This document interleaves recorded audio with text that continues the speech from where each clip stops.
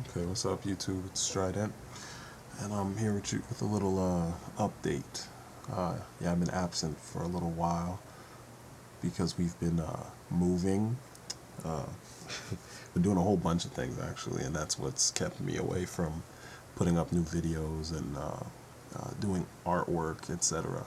Um, I recently almost got killed by a drunk driver in a Hummer. So yeah, all these things kind of put my comic War of the Gods issue 2A off schedule, which should be coming out in the next month or so.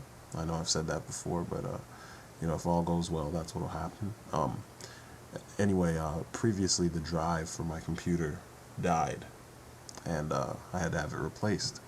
So having it replaced gave me a lot of free time.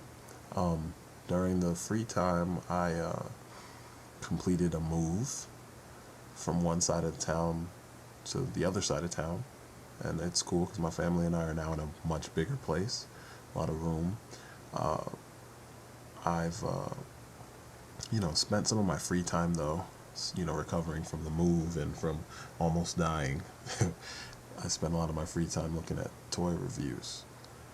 Now I know it sounds weird, but toy reviews and toy collecting is usually what I retreat to whenever I have like an artist block, or something's preventing me from creating art, or I'm just kind of stressed because I had a really good childhood and I still managed to save a lot of the figures from when I was a kid, and it kind of it's a relaxing kind of thing. And plus my son and I kind of, this is our little escape.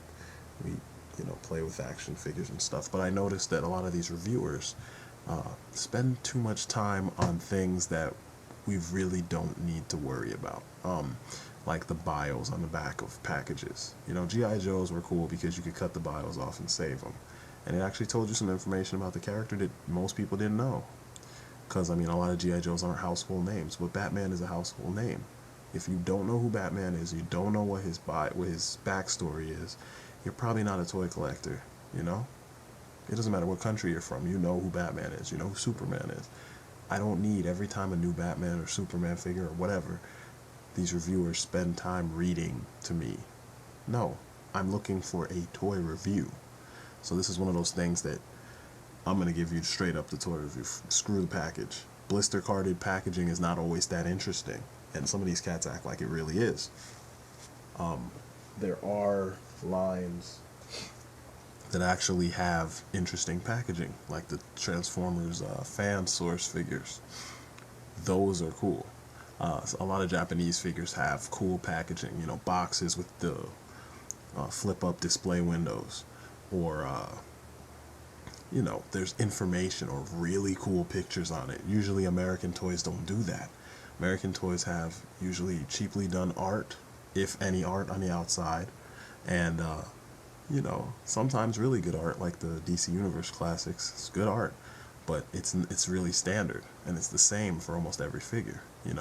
A lot of 1/6 scale figures have really cool packaging, like the Sideshow Collectibles Snake Eyes figure. It's awesome, and it's retro, because it's got the little throwback image from the old GI Joe packages, and that's awesome. That deserves a mention. There are packages that are worth talking about, but 8-inch scale figures with standard blister card packaging, that's not really, I don't think that's enough to sit here and make that a portion of your review. Fuck the packaging, get to the figure. Another thing, articulation. You guys love articulation, and then you pose figures like this. I had to kind of show you that portion of the figure so that I avoid putting the other information out there. But that's not how you pose a figure. That's pretty bad. You love articulation, you mention it, you harp on it, and it's not the cornerstone of a good figure always. Sometimes articulation doesn't work, but if you're going to pose the figure, pose him. That's my Alley Viper with his little unit, little Viper unit. His elite unit, as I like to call them. Do that, Stay away from these lame, like at least imitate a pose you saw in a comic or something. But those bullshit, like, I don't even play with my toys type thing where you just collect it just to do it so you can say you have it. That's whack. Now, I've been collecting DC Universe Classics from the inception of the line. Actually, before the inception, because I collected them when they were just DC superheroes by Mattel with Batman and Superman.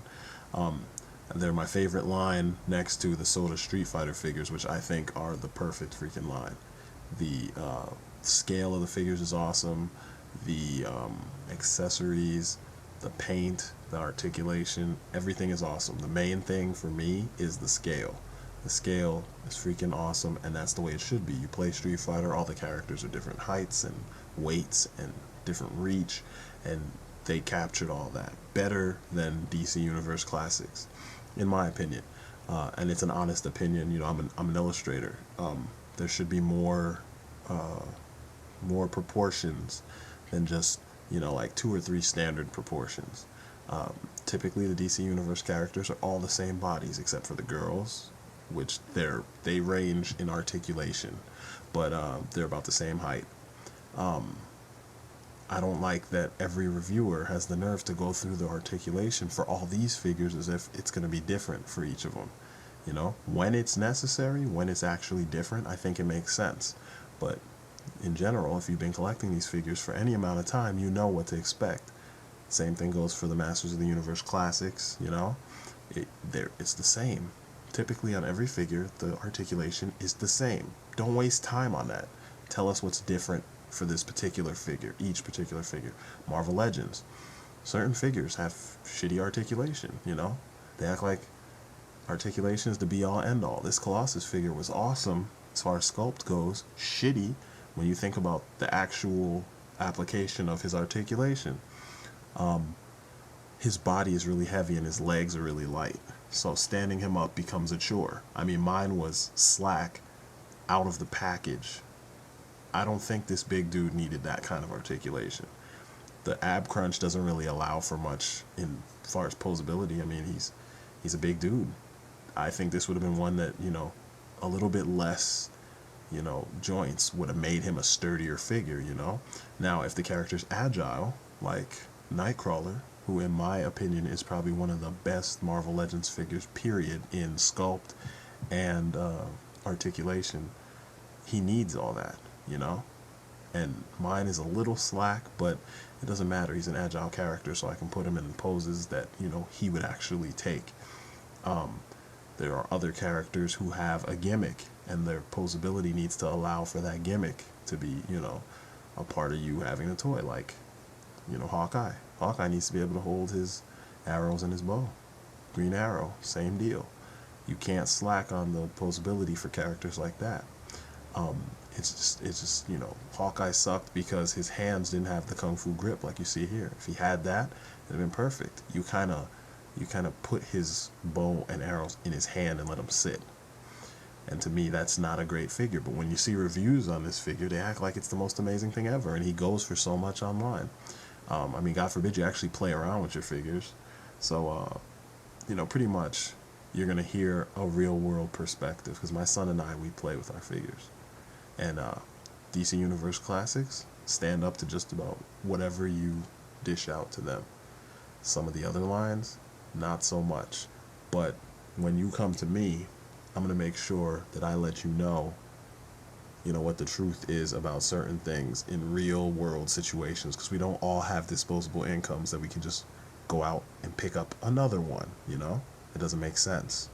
Now, with all the talk about action figures, I'm going to point out some stuff that you never really hear. Bandai makes the best figures, hands down.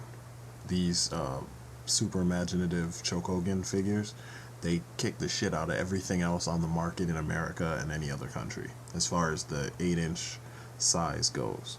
And they're a little bit bigger sometimes, but I mean, look at that. You can't even see the joints for the most part. And when you can see the joints, it doesn't take away from the design of the figure.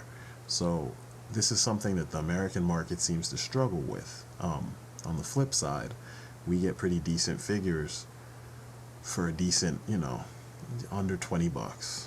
These SIC figures cost upwards from $60 to $100. If you get a rider with his bike, it's $99.99, and these aren't huge figures. So a lot of reviewers make these comparisons and they say, you know, it could be better, it could be this, it could be that, but then they compare it to figures, subpar figures in lines like Marvel Legends and you know, early DC Universe classics. Um, yeah, those figures don't hold a card to the Japanese, some of these Japanese market figures. I mean, look at that. Poseability and the joints are hidden, but that pose looks pretty official. I mean, it looks like the first doing his rider kick from the movie. And we don't get that with our American figures. They look okay. You know, the Movie Masters line from DC Universe Classics is awesome, but it's not this level of awesome. I mean, and case in point is Bandai's movie realization Batman. I mean, they tweaked some things, but this is the design from the movie done up in grand fashion. So, you know, these are things I noticed when I was watching reviews, that once again, you're going to get some quality when it comes to, you know, my reviews. So that's pretty much the majority of what I wanted to point out. You know, 11 minutes of me kind of, I let you know quickly what was going on. If you want to know more, you could check out my website, lordnephilim.deviantart.com, as always. And I don't know, just as far as my toy collecting habit goes, these are some things to expect from my reviews. And if you're a collector, do it up big. You're gonna see in the next couple months, when I finish, you know, getting settled in this new place, you're gonna see some elaborate setups. I'm gonna have pictures and everything, and you guys are gonna be pretty, you know, at least some of you will be impressed, you know. Um, if the rest of you aren't impressed, you know, you'll probably be impressed with some of the work that's gone into War of the Gods. So keep an eye out for that, and that's about all I gotta say. You guys been great. I'll talk to you later. Peace.